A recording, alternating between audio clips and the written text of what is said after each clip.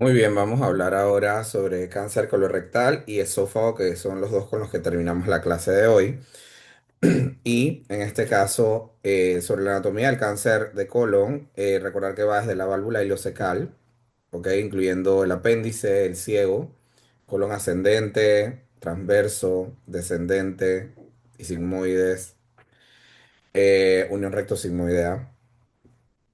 Sí, inclusive el recto, hasta el final, ¿no? Entonces, colon derecho para nosotros viene de las ramas de la arteria mesentérica superior y se hace a través de la flexura esplénica. Todo el colon que está antes de flexura esplénica es derecho, todo el colon que está después de flexura esplénica es izquierdo, que son irrigados sobre todo por ramas de la arteria mesentérica inferior. En total el recto te mide como 10 a 12 centímetros en total, desde la parte más inferior hasta la parte superior. Eh, Otro punto importante es la distribución de los pólipos y asimismo cómo se distribuyen los pólipos, se distribuye anatómicamente el cáncer colorectal. 64% de los pólipos adenomatosos, que son los que predisponen más a cáncer colorectal, están a nivel del sigmoides. Lo mismo pasa con el colon en cuanto a área de localización. La mayoría de los cánceres colorectales ocurren en el sigmoide, seguido del colon ascendente, luego el recto, descendente y transverso. ¿Ok? Recordar que el cáncer de colon es el tercer cáncer más frecuente del mundo, el segundo más mortal. La mayoría se detecta en etapas localizadas en primer mundo. Sin embargo, si esto lo hacemos acá en la Unidad Oncológica de Azuero, les puedo decir que lamentablemente el 34% debuta en enfermedad etapa 4 y el 33% en enfermedad regional. Eso significa que esta estadística es de un país que hace tamizaje, pero no de la realidad nuestra en Panamá, en donde no hacemos tamizaje colorectal de manera expandida por todo el país y por tanto la mayoría de nuestros pacientes acuden en etapa distante y regional. La enfermedad tiene una supervivencia de 65% a 5 años, lo cual es bastante buena, sobre todo por los países que hacen detección temprana. Con respecto a qué está pasando en su incidencia, la mayoría de los cánceres colorectales están bajando, la incidencia y la mortalidad, pero está aumentando en adultos jóvenes. En Panamá, cáncer colorectal representa el cuarto cáncer más frecuente del país y el tercero o cuarto más mortal. Eso se lo pelea mucho con cáncer de pulmón, como pueden ver ahí. Genéticos, factores de riesgo, puede haber genéticos y ambientales. Los genéticos, 70-80% son cánceres esporádicos, así que quiere decir que alrededor de hasta el 15%, 20% pueden ser hereditarios y no hereditarios, ¿no?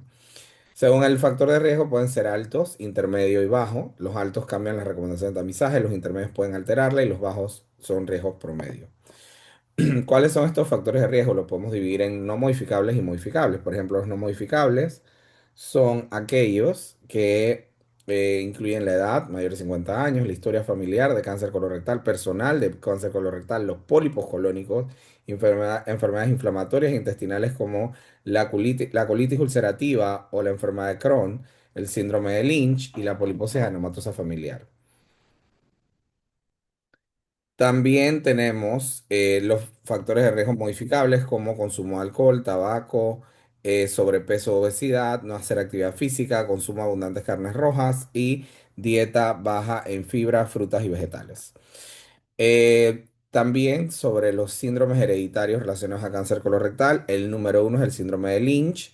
Ahora lo vamos a ver con más detenimiento. La poliposis anematosa familiar, en menos del 1% de los casos, es un cáncer colorectal autosómico dominante. La mutación es en el gen de la APC que está codificado en el cromosoma 5.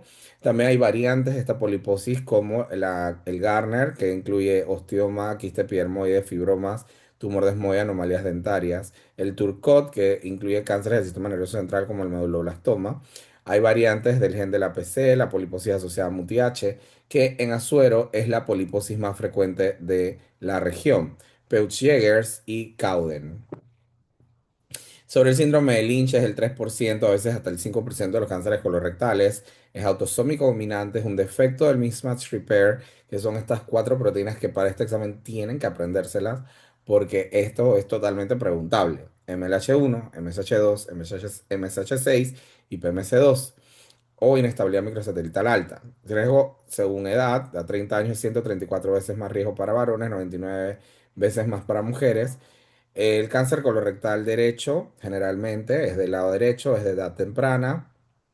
10% son sincrónicos o metacrónicos al momento del diagnóstico, 41% a 20 años. Hay dos tipos. Tipo uno es que tiene menos de 100 pólipos planos, generalmente a los 43 años ya se manifiesta. El tipo 2 tiene un 80% de riesgo de cáncer colorectal y es el que se asocia a neoplasias extracolónicas como endometrio, en el 60% de los casos, sobre todo relacionado a MSH6, ovario, estómago, intestino delgado, hepato biliar, cerebro, pelvis renal, uréter, piel y páncreas.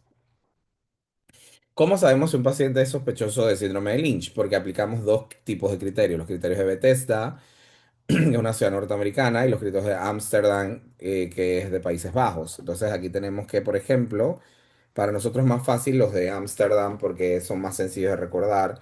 Al menos tres familiares con cáncer asociado a Lynch, al menos dos generaciones sucesivas deben estar afectadas, al menos un caso antes de los 50 años.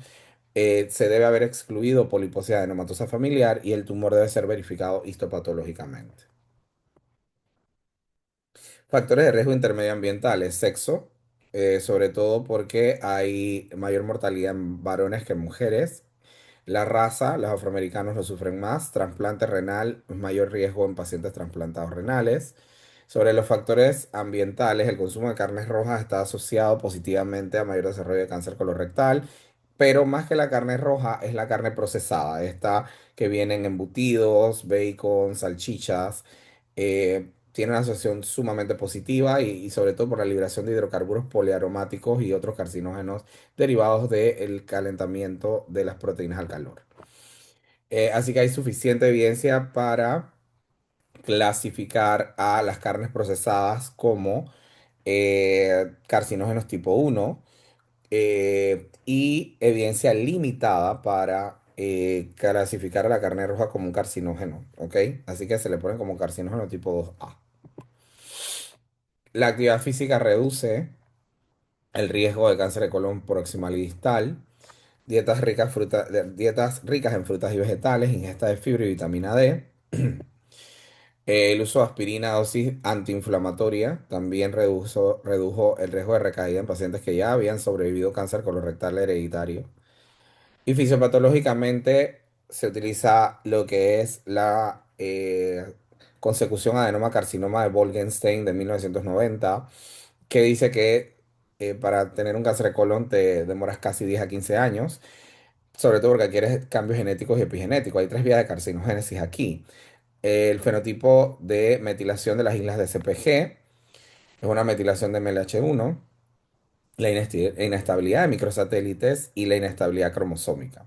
Básicamente, un epitelio normal adquiere una mutación en el gen de APC que lleva un adenoma temprano, el cual va a adquirir otras mutaciones como INCA4, SMAD4, ecaderina, MLH1, MSH2, que llevaron adenoma tardío, y este adenoma tardío adquiere una mutación de KRAS y de P53 que hará que evolucione a un adenocarcinoma. Y nuevamente les repito, presencia de KRAS y P53 en un tumor lo hace sumamente agresivo y mortal, cosa que es característica del cáncer colorectal. Es el segundo cáncer con más muertes a nivel mundial, o sea que al final es una forma en que se comporta esta enfermedad.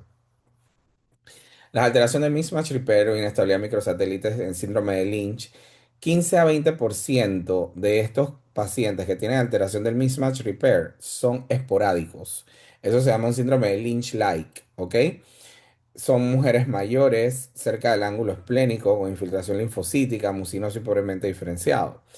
Hay una hipermetilación aberrante del dinucleótido de la región de CpG, lo que hace que 15 a 20% sean cáncer colorectales esporádicos, de esta metilación al menos de tres áreas, y es más frecuente en mujeres y adultos mayores, no responde a 5 fluoroacilos, pobremente diferenciado, mucinoso y con anillos de sello. También una alteración del gen de la PC con la activación de la vía del WNT beta-catenina. Básicamente este receptor serpenteado de la membrana se llama Frislet, se une al WNT y hace que se inactive. Bueno, inicialmente estaba inactivado Dishevel, que se debe unir a un complejo de proteínas que hará que la beta-catenina quede aprisionada, porque la beta-catenina es una proteína de proliferación en el cuerpo, o sea que mientras no necesitamos proliferar, ella debe estar anclada a este complejo de axina, APC, GSK o proteína asociada a proteína G, para que se degrade la beta-catenina y esta no prolifere. Pero cuando WNT se une al Frislet, provoca que el Dishevel se active y el Dishevel al activarse inhibe a la proteína GSK y la proteína GSK inactivada hace que se libere la beta-catenina y la beta-catenina promueve proliferación. Entonces, esta vía abierta o activada ayuda a que el cáncer prolifere.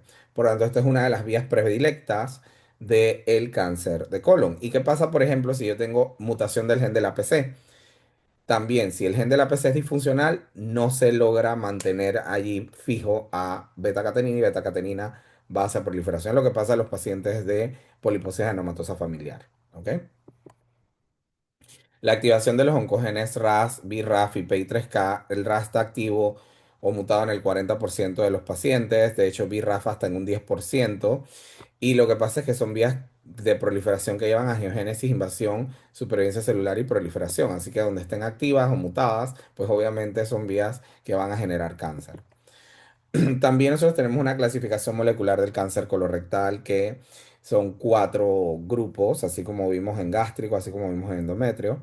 Acá el grupo uno es el inmunológico, 14%, tienen inestabilidad microsatelital alta, tienen metilación de islas de CPG alto, tienen hipermutaciones, tienen mutación del BRAF, infiltración inmunológica y activación, tienen peor supervivencia luego de la recaída y son sensibles a inmunoterapia. Los canónicos, que son la mayoría, estos son sobre todo tumores de colon izquierdo con diferenciación epitelial, tienen un gran número de alteraciones en las copias somáticas y tienen mucha activación de la vía del WNT, o sea que tienen alta beta-catenina, por ejemplo, y activación del oncogen MYC.